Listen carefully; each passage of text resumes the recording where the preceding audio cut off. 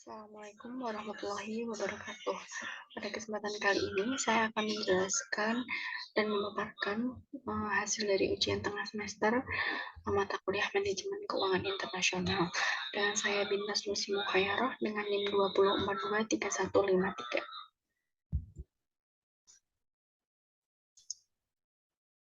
Untuk bahasan yang pertama adalah bagaimana pendapat dan keyakinan Anda dalam menjelaskan urgensi proses derivatif mata uang. Derivatif adalah kontrak perjanjian yang dilakukan oleh dua pihak atau lebih dengan tujuan untuk menjual atau membeli aset maupun komoditas, yang nantinya kontrak tersebut akan berfungsi sebagai objek perdagangan. Harga nilai kontrak ini harus disetujui oleh kedua belah pihak. Kontrak perjanjian ini atau derivatif ini juga termasuk dalam investasi yang memiliki risiko tinggi, karena lebih memanfaatkan perkiraan harga di masa depan dengan potensi imbal hasil yang juga besar. Pada dasarnya, transaksi derivatif ini digunakan untuk melindungi nilai atau harga dari suatu komoditas di masa depan. Contohnya itu ketika Bank Indonesia pada tahun 2017 sempat membantu BUMN agar dapat memanfaatkan instrumen derivatif untuk mengatasi anjloknya nilai tukar rupiah. Selain itu, instrumen derivatif juga bisa meminimalisir jika terjadi kerugian dan risiko keuangan perusahaan. Jadi dari urgensi sendiri ini, derivatif mata uang itu sangat diperlukan. Untuk soal yang kedua adalah siapakah pelaku dan pihak yang berperan dalam pasar mata uang. Identifikasikan kepentingan mereka dalam pasar uang, kemudian jelaskan juga perbedaan karakteristik masing-masing. Pelaku atau pihak dalam pasar mata uang yang pertama itu adalah bank, sebuah lembaga intermediasi keuangan. Pelaku utama dalam pasar uang adalah untuk menjaga kestabilan moneter dan harga melalui instrumen keuangan yang dikeluarkan, yakni sertifikat Bank Indonesia. Contohnya untuk di Bank Negara Indonesia. Kemudian juga ada yang kedua adalah yayasan, suatu badan hukum yang mempunyai maksud dan tujuan bersifat sosial, keagamaan, dan kemanusiaan, didirikan dengan memperhatikan persyaratan formal yang ditentukan dalam undang-undang. Yang ketiga adalah dana pensiun. Dana pensiun adalah badan hukum yang mengelola dan menjalankan program yang memasok dan memenuhi janji manfaat pensiun. Yang keempat ada perusahaan asuransi, yaitu perusahaan yang memberikan jasa perantaraan dalam penempatan reasuransi dan penanganan penyelesaian ganti rugi reasuransi dengan bertindak untuk kepentingan perusahaan asuransi, perusahaan penjamin, dan perusahaan reasuransi. Yang kelima adalah perusahaan besar, pihak yang menghimpun dana dari pasar uang dengan menerbitkan surat berharga jangka pendek.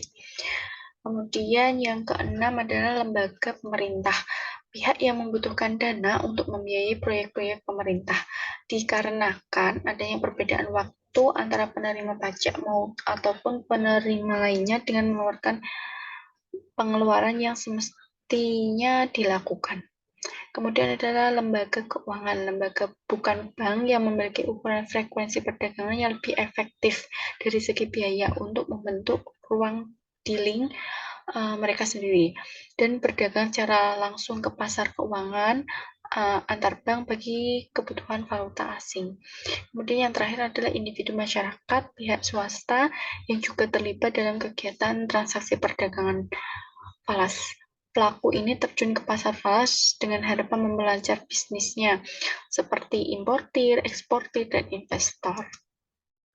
Kemudian untuk soal yang ketiga, bagaimana pasar mata uang derivatif bermula di dunia? Nah, sejarah pasar mata uang derivatif dimulai sekitar tahun 1950-an di Amerika Serikat. Pada masa itu, bursa finansial future dunia seluruhnya berbasis di Amerika, sehingga terbentuknya ini juga di Amerika. Yang pertama terbentuk itu ada CBOT dan CME. adalah bursa financial future yang pertama kali dan sampai sekarang tuh masih merupakan pusat perdagangan derivatif tunggal terbesar. Bila digabungkan kedua pasar derivatif tersebut sampai sekarang telah menguasai 90% dari semua produk derivatif yang diperdagangkan. Sehingga karena persentase yang besar ini memicu munculnya pasar derivatif yang lain yang ada di Eropa khususnya. Kemudian di tahun 2003, bursa perdagangan derivatif di Eropa ini telah meningkat sejumlah 26% pada September 2002. Kemudian di Eropa, masih di lingkup Eropa, pada tahun 2003 ini terdapat 73,8 juta kontrak futures maupun option. Dilanjut pada di rentang waktu Januari sampai September 2003, transaksi perdagangan derivatif itu telah mencapai 532 juta kontrak. Menunjukkan nilai yang cukup besar ya. Kemudian juga transaksi derivatif dalam dunia keuangan adalah sebuah kontrak bilateral atau perjanjian penukaran pembayaran yang nilainya diturunkan atau berdasar dari produk yang menjadi acuan pokok. Sehingga pelaku pasar itu membuat suatu perjanjian untuk saling mempertukarkan uang, aset, atau sesuatu nilai yang di suatu masa yang akan datang dengan mengacu pada aset yang menjadi acuan pokok. Perusahaan sekuritas dan bank komersial besar menggunakan transaksi derivatif sebagai kendaraan investasi dan alat lindung nilai posisi yang mereka miliki terhadap risiko dari pergerakan harga saham, komoditas, suku bunga, nilai tukar falas tanpa memengaruhi posisi fisik produk yang menjadi acuan atau underlying asetnya. Untuk soal yang keempat, ada ceritakan pemahaman Anda mengenai jenis-jenis mekanisme pasar mata uang. Nah, di sini saya memilih 4 mekanisme pasar mata uang. Yang pertama ada transaksi spot, transaksi yang berupa pembelian dan penjualan valuta asing atau mata uang dengan cara serah terima dan pembayaran antara bank yang segera dilakukan dalam waktu 2 hari kerja. Kemudian ada transaksi forward, transaksi yang berupa kontrak yang disetujui pada hari yang sama, tetapi penunaiannya akan dilakukan di masa depan. Kurs yang ditetapkan pada waktu kontrak dilakukan, tetapi pembayarannya dan penyerahannya akan dilakukan pada kontrak yang telah jatuh tempo. Kemudian yang ketiga ada transaksi swap, transaksi gabungan dari transaksi spot dan forward. Transaksi ini dilakukan oleh pembuat pasar dengan membeli suatu mata uang dengan transaksi spot dan pembayarannya dilakukan dengan jumlah yang sama tetapi dengan transaksi forward di masa yang akan datang. Kemudian terakhir ada transaksi option. Transaksi option adalah suatu kontrak yang dipakai untuk mendapatkan hak dalam upaya untuk membeli atau menjual sejumlah valuta asing pada harga dan rentang waktu yang telah ditentukan. Yang terakhir adalah menurut Anda bentuk pasar mata uang yang manakah yang paling menarik? Jelaskan juga alasannya. Di sini saya memilih pasar spot atau spot market yang lebih menarik karena dalam transaksi pertukarannya uang dilakukan dengan segera pada saat itu juga ketika perjanjian itu telah terjadi atau maksimalnya itu dilakukan penyerahannya dalam 2 hari kerja.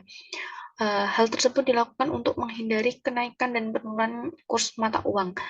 Menurut saya juga jenis pasar mata uang seperti ini tidak sering dilakukan karena seperti kita ketahui ketika transaksi dalam pasar internasional itu nominalnya itu cukup besar dan dalam pembeliannya negara juga akan mempertimbangkan berkaitan dengan cadangan uang negaranya. Dan dalam pasar spot ini juga yang menurut saya itu sesuai dengan prinsip syariah. sehingga tidak ada riba, ada maisir, dan ada gohor di dalamnya. Baik, sekian penjelasan dari hasil ujian tengah semester kelas manajemen keuangan internasional. Kurang lebihnya mohon maaf. Wabillahi taufiq wal hidayah. Wassalamualaikum warahmatullahi wabarakatuh.